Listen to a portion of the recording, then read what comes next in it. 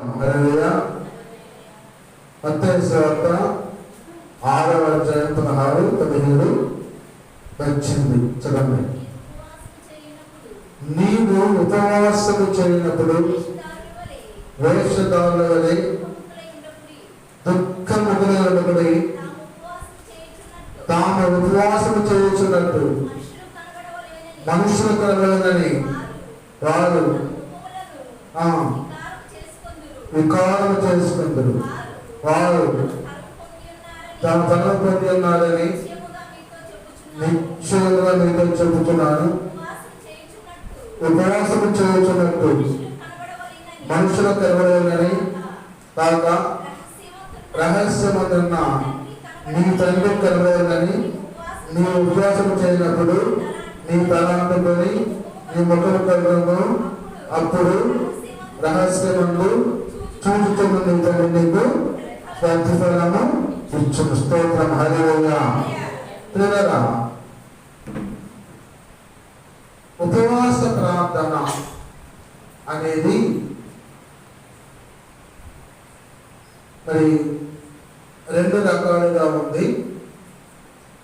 ఒకటి సంఘంతో కూడిన ఉపవాస ప్రార్థన, రెండవది వ్యక్తిగతమైన ఉపవాస ప్రార్థన. ఇప్పుడు మనం వ్యక్తిగతమైన ఉపవాస ప్రార్థన గురించి చదివి ఉన్నాం. అలాగే సంఘం యొక్క ఉపవాస ప్రార్థన అంతా కూడా దైవ గ్రంథం నుంచి పరిశీలిద్దాం. ఏవేలు గ్రంథం ఏంటండి? ఏవేలు. స్తోత్రం. హల్లెలూయా. ఏవేలు గ్రంథము 2వ అధ్యాయము 15వ వచనం తీయండి. 2:15. సీయోనులో బాగా ఊదుడి, ఉపవాస దినం ప్రతిష్ఠించుడి, వ్రత దినం నియమించి ప్రకటన చేయుడి, జనములను సమకూర్చుడి, సమాజ కూటం ప్రతిష్ఠించుడి, ఆ పెద్దలను అనిపించుడి, చిన్నవారిని కన్యాపానము చేయు బిడ్డలను తోడుకొని రండి. పెళ్లి కుమారుడు అంతఃపురముల నుండి పెళ్లి కుమార్తె గదిలో నుండి రావలేను. స్తోత్రం. హల్లెలూయా. సరే, ఇక్కడ ఒకటి వ్యక్తిగత ఉపవాస ప్రార్థనలో మనుషులు కనపడాలని చెప్పి ఇంట్లో ఉండి చాలా మంది అమ్మాయి ఉన్నారు, నేను ఉపవాసం ఉన్నా నీకు తెలుసా అన్న అనవచ్చు. నాకేం తెలుసుకున్నా, నువ్వు చెప్తేగా అన్న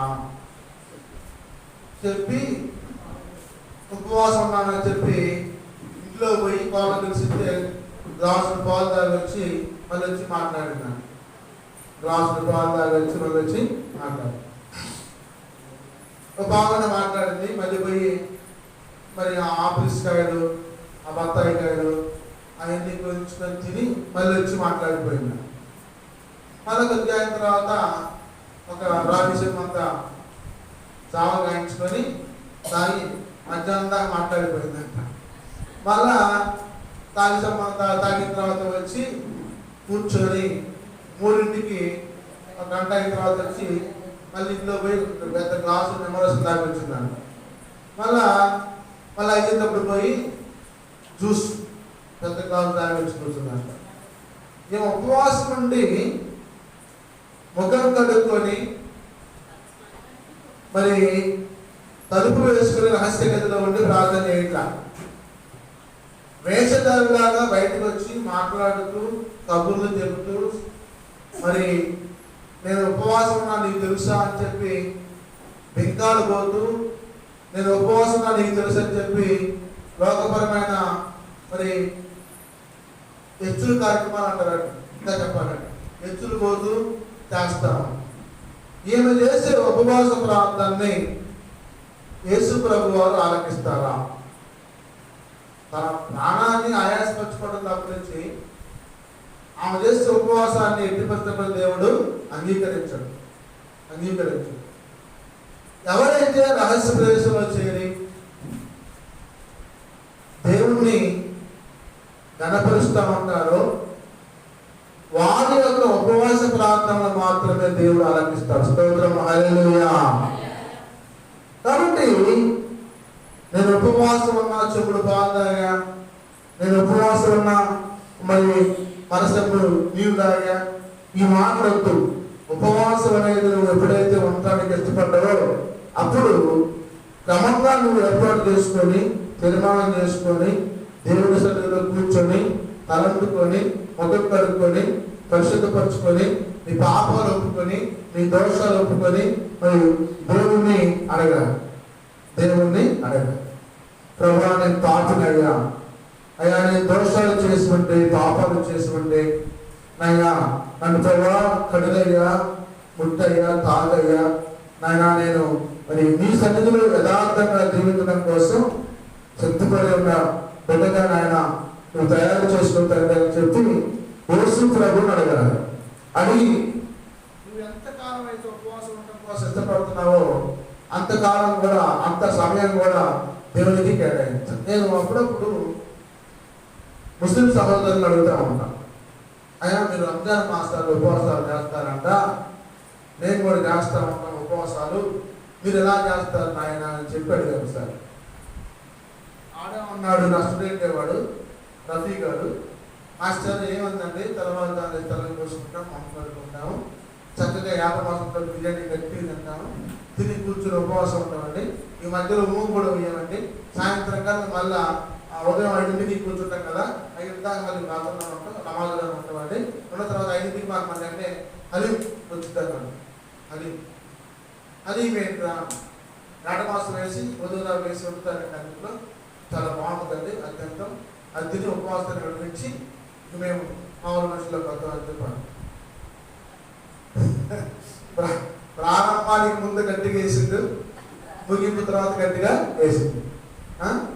ఇప్పుడు మనమైతే చేసే ఉపవాస ప్రార్థనలో 7 గంటల నుంచి 10 గంటల దాకా 3 గంటలు అని చెప్పి తీర్మానం చేసుకున్నాం. ఈ 3 గంటల దేవుని సన్నిధిలో పాటలు పాడుకోవడం, ప్రార్థన చేసుకోవడం, విజ్ఞాపన ప్రార్థన చేసుకోవడం, వాక్యం చెప్పుకోవడం, ఆ తర్వాత ఒక కలిసి గంటలు ఏదైతే కాస్త తాగి, అంటే తాగి తాగి వెళ్ళిపోయి మళ్ళీ నైట్ పక్క ఉపవాసం ఉండి పొద్దున్నే లేచి మొహం కడుపుని టిఫిన్ చేసి మళ్ళీ యథామాలుగా మీ 10 కిలోలు 10 కిలోలు నేను 20 కిలోలు 20 కిలోలు అంటే మధ్యాహ్నం భోజనం చేస్తాను, సాయంత్రం వచ్చి ఉపవాసం ఉన్నాం. ఇది మన క్రమం. తెలుస్తోంది. ఇక్కడ బైబిల్లో 2 రకాల ఉపవాస ప్రార్థన గురించి చెప్పబడ్డాయి. ఇప్పుడు ఒకటి వ్యక్తిగత ప్రార్థన, 2 సంఘ ప్రార్థన. సంఘ ప్రార్థన, ఈ సంఘ ప్రార్థన చేయటానికి ఇక్కడ ఒక సంఘం కూడుకుంది. ఇక్కడ ఒక సంఘం కూడుకు బైబిల్లో ఏంటో సంఘం అంటే, మరి యోవేలు ప్రవక్త మరి ఒక ప్రకటన చేశాడు. ఏమని చేశాడంటే, ఒరే నాయనా ఆ కొందరిలో వచ్చేసేమో మరి ఆ మిడతలు విడిచిపెట్టిన దాన్ని తినేసినరా, ఆ మిడతలు విడిచిపెట్టినానేమో పసగుళ్ళు వచ్చి తినేసినరా, పసగుళ్ళు తినేమో చెడుకుళ్ళు వచ్చి తినేసినరా, మరి మత్తులుగా ఉండకుండా వెలుగుని కన్నీరు విడవరా, రాక్షసం పాపం చేయవాళ్ళారా, ఓ తాగుబోతులారా రోదన చేయండి. చదువు రాబోతున్నా నాయన, దేవుడికి కోపం వచ్చింది. మన దోషములను బట్టి, మన పాపములను బట్టి, మన అవినీతిని బట్టి, మన అన్యాయాన్ని బట్టి ప్రభువుకు కోపం వచ్చేసింది.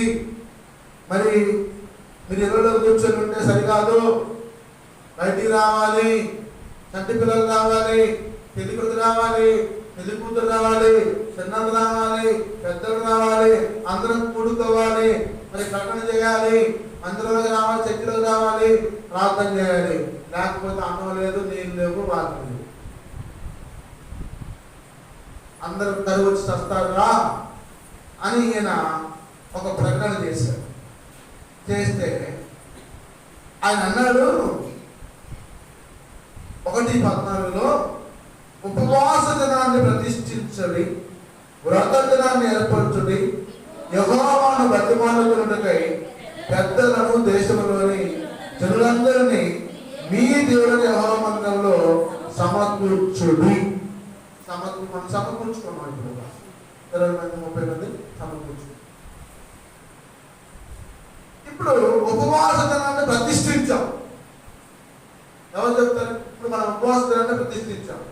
ఎలా ప్రతిష్ఠించామంటే అయ్యో ఈ డేట్స్ పెట్టా, అక్టోబర్ 1 నుంచి నవంబర్ 10వ తేదీ దాకా అని చెప్పి ప్రతిష్ఠించుకున్నాం, ఏర్పాటు చేసుకున్నాం.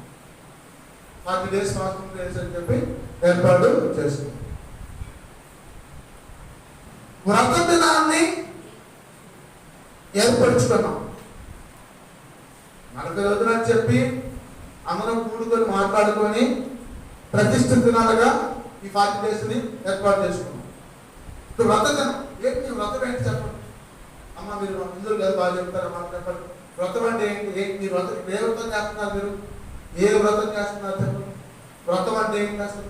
మామూలుగా హిందువులు అయితే తలవాతం వేసి తలట్టుకొని మడి కట్టుకొని వాళ్ళు ఏదో పూజలు చేసుకొని గదిలో కూర్చొని అక్కపిక్కలు కొట్టి పలహారాలు తయారు చేసి అప్పుడు చల్లారిన తర్వాత ఆ ఇంటి బయట తులసి చెట్టు తగ్గట్టు తిరిగి కూర్చొని ఏర్పాటు చేసుకొని 10 దాకా పట్టిన ఉపవాసం ఉండి ఆ తర్వాత ఆ వారు టిఫిన్ చేసి టిఫిన్ తిని వ్రతాన్ని విడిచిపెట్టింది. అంతేనా? నాకు తెలిసి చెప్పాను అంతే. ఈ వ్రత దినం అంటే నువ్వు ఇప్పుడు ఈ 40 రోజుల్లో వ్రత దినాన్ని ఎలా ఏర్పాటు? వ్రతం అంటే ఏంటి? ఆ వ్రతం పట్టిందిరా అంటారు. వ్రతం పట్టింది అంటారు. వ్రతం అంటే కోటి వ్రతం ఆ ఉపవాసం నుండి తలంటుకొని ఉపవాసం నుండి తలంటుకొని ముఖం కడుక్కొని హృదయాన్ని శుభ్రం చేసుకొని మనసు శుభ్రం చేసుకొని ఈ 40 రోజులు వచ్చి ఒక వ్రతం బట్టి ఈ 40 రోజులు ఉపవాసం ఉంటానని చెప్పి ఒక తీర్మానం చేసుకుని వ్రతాన్ని పెట్టు.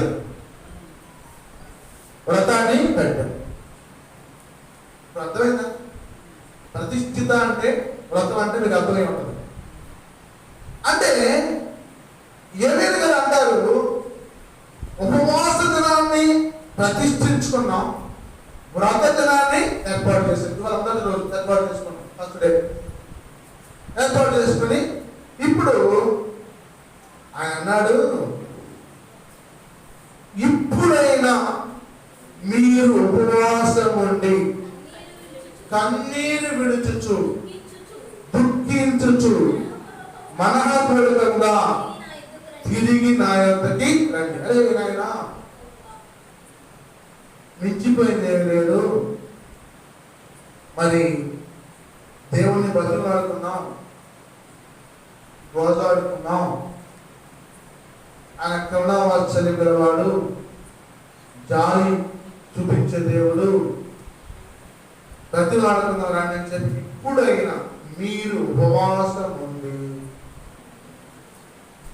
కన్నీరు విడుచుచు దుఃఖించుచు మనఃపూర్వకముగా తిరిగి నా యొద్దకి రండి. చూడండి ఎంత మంచి మాటలు. ఇప్పుడైనా, ఈ రోజైనా, వెలది గ్రామ ప్రజలారా, ఇప్పుడైనా, ఈ రోజైనా, కొత్తపాలెం గ్రామ ప్రజలారా, ఆంధ్ర రాష్ట్ర ప్రజలారా, భారతదేశ ప్రజలారా, ప్రపంచ ప్రజలారా, ఇప్పుడైనా యుద్ధాలు జరుగుతున్న యుక్రెయిన్ రష్యాకి, ఇస్రాయల్కి, లెబనాన్ యుద్ధాలు జరుగుతూ ఉంటాయి. వరదలు వస్తున్నాయి, జనం ఖమ్మంలో ఇండియాలో చనిపోయారు. భూకంపాలు వచ్చేస్తా ఉన్నాయి, పర్వతాలు పగిలిపోతా ఉన్నాయి, మిట్టలు దగ్గరిపోతా ఉన్నాయి. ఇప్పుడైనా మీ ఇంట్లో కీడు జరుగుతూ ఉంది, మీ పిల్లలకు ఆరోగ్యం లేదు, మీ భర్తకు సమాధానం లేదు, వాడు కాపుడు మాట్లాడు చచ్చినోడు ఆయన చెప్తుంది కానీ గర్భనే పోయి మరిపోయి పూజ పెట్టడం యథారాధ చంద్రమగంగడు. అంటే నువ్వు చేసే ప్రార్థన నీ ప్రభువు ఆలకించడం లేదా, లేకపోతే నీ మనస్సు నిలకడగా లేదా, నిశ్చలంగా లేదా, స్థిరంగా లేదా? ఒక్కసారి ఆలోచించు. లడ్డు బాగాలేదంటే లడ్డు 5,000 మన పదహారులకి కట్టుకో, నువ్వే కట్టుకో. దిక్కుమాలు రాన్నా నేను కట్టుకుంటానే. నా ఊరే ఉన్నా గొడ్డు పోయిందా, తెచ్చి కట్టుకోలేను అనుకున్నావా? కట్టుకుంటా. ఆ లడ్డు 5,000 మన పదహారు రాన్నా. ఆమెదంట ఈ ముసలికి డబ్బులు ఇవ్వాలంటా, పిక్ చేసేది అర్థం అన్నట్ట. సరే అని చెప్పి ముసలి తక్కువ ఎంత వస్తుంది? ನನಗೆ 4,000 వస్తాయి.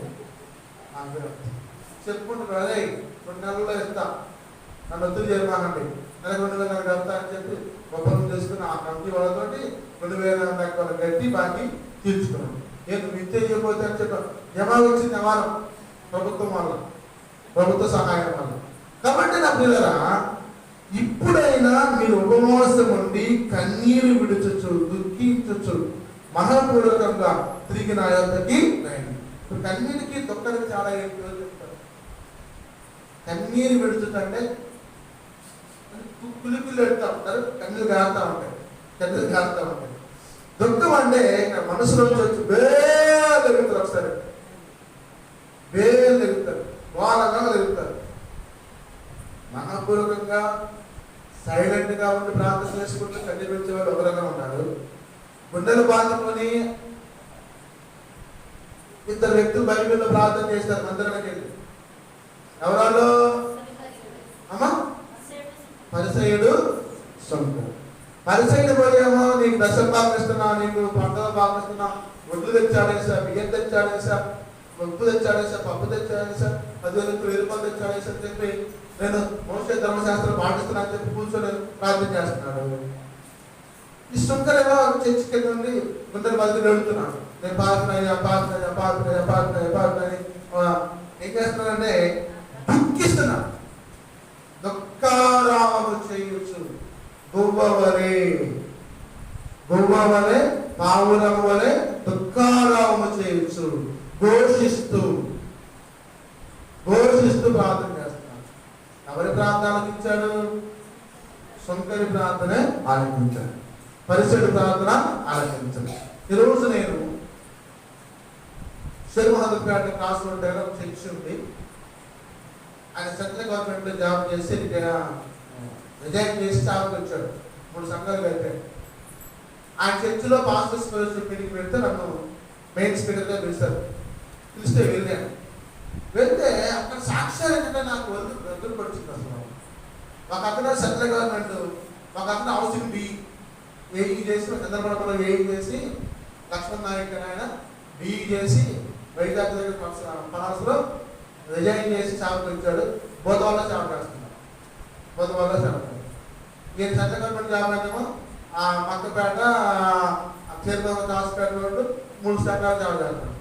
అసలు 30 మంది వచ్చారు. మొత్తం 30 మంది 30 సాక్ష్యాలు ఉన్నాయి అక్కడ. స్తోత్రం హల్లెలూయా. నేను సాకుల గురించి ప్రార్థన చేసుకుని లేచాను. చెప్తామంటే వాళ్ళు నాకు ఎలా పరిచయం అంటే వాళ్ళు నా యూట్యూబ్ ఛానల్ చూసి వాళ్ళు నన్ను ఆహ్వానించారు. స్తోత్రం హల్లెలూయా. రమేష్ కలవరి యూట్యూబ్ ఛానల్ చూసి ఆహ్వానించారు. ఇక రాత్రి ఫోన్ చేస్తే నేను రానని చెప్పి, ఎందుకంటే నాకు వాళ్ళకి ఉపాధి ప్రాంతంలో నేను అలసిపోతా రానంటే, లేదు మీరు రావాలంటే సరే సెలవు పెట్టి ప్రత్యేకించి నాకు కూరని చెప్పి ఇక వాళ్ళు సెలవు పెట్టి మార్నింగ్ అక్కడ వాకింగ్ చెప్పి 3 అయింది వచ్చారు. 3:30 అయింది. మళ్ళీ అన్నీ ఒక గంట రెస్ట్ తీసుకుని మళ్ళీ లేచి బయలుదేరి. స్తోత్రం హల్లెలూయా. దేవుని సేవలో చేసేవాళ్ళు అలసట ఉండకూడదు. సమయాన్ని పోనీయకూడదు. ఎందుకంటే ఏ ఆత్మ ఎక్కడ పట్టబడితే, ఎక్కడ రక్షించబడితే దేవుని రాజ్యాన్ని చేర్చబడితే అని చెప్పి ఆశతో సేవ చేయాలి, కానీ అలసత్వాన్ని ప్రదర్శించకూడదు. వాళ్ళందరూ కూడా చాలా మంది బాబు మంచి మన మున్నీరు వైరాగ్ కన్నీరు పోయి బోధన పక్కన ఏరిపోతుంది. పాలేరు అంటారు దాన్ని, గిన్నెపల్లి పక్కనే ఉంటుంది. ఆ ఏరుపోతుంది. అందరూ కూడా చర్చిలో పెట్టి మొత్తం కూడా ఆగవంశం వేయాలి. వాళ్ళందరూ కూడా అన్ని సంఘం మొత్తం దర్శనం బయటకు పడిపోయి వాళ్ళ ఆహారం పాడైపోయి మొత్తం ఆగమయ్యారు. అలా స్టోరీలు చెప్తున్నా నాకు చాలా బాధ అనిపించింది. అమ్మ ప్రార్థన చేద్దాం, మీరు ప్రార్థన చేయండి అని చెప్పి మన సంఘం యొక్క స్థాపన గురించి, మన సంఘ విధానం గురించి మొత్తం చెప్తే వాళ్ళప్పుడు అక్కడ నుంచి సహాయం వచ్చింది, ఏదైనా సహాయం చూడకుండా ప్రార్థన మీద ఆధారపడతాయి కదా. స్తోత్రం హల్లెలూయా. ఈ ప్రార్థన మీ పరిస్థితుల్ని మార్చివేది. కాబట్టి నా పిల్లరా, దేవుడు మాట్లాడుతూ ఉన్నాడు, మీ దేవుడైన యెహోవా కరుణావాత్సల్యం గల దేవుడు, శాంతమూర్తి, అత్యంత కృపగల దేవుడై ఉన్నాడు. కాబట్టి తాను చేయని ఉద్దేశించిన కీడు చేయగా పశ్చాత్తాపడును కనుక మీ వస్తముల దాకా మీ హృదయంలో చెప్పుకొని ఆయన తట్టు తిరగడు. దేవుడు పశ్చాత్తాపడలేదు. మనుషులు అంటే పాపం చేస్తారు కాబట్టి పశ్చాత్తాపడి ప్రభువా శ్రమించగా అని చెప్పి అంటారు. దేవుడికి పశ్చాత్తాపడతాడు. మనందరం ఆయన బిడ్డలం కాబట్టి స్తోత్రం హల్లెలూయా. ఆయన కుమార్తెలము కుమారుడు అయ్యో నా కుమారులు దారి తప్పారు, నా కుమార్తె దారి తప్పిందని చెప్పి ఆయన మనసు కడిగి నీకు ఉద్దేశించిన కీడు తప్పించడం కోసం పశ్చాత్తాప మనసులో ఉంచుకొని ఆ కీడు తీసేసి మేలు చేయడం కోసం దేవుడు సిద్ధపడతాడని చెప్పి మాట్లాడుతున్నాడు. స్తోత్రం, హల్లెలూయా. దేవుడి మాటలు దీవించడం కాక ఆమె. మనమందరం నాగేశ్వర మాస్టర్ ఉన్నారు, వారు వచ్చి ఒక 20 నిమిషాల సేపు వాక్యాన్ని అందిస్తారు.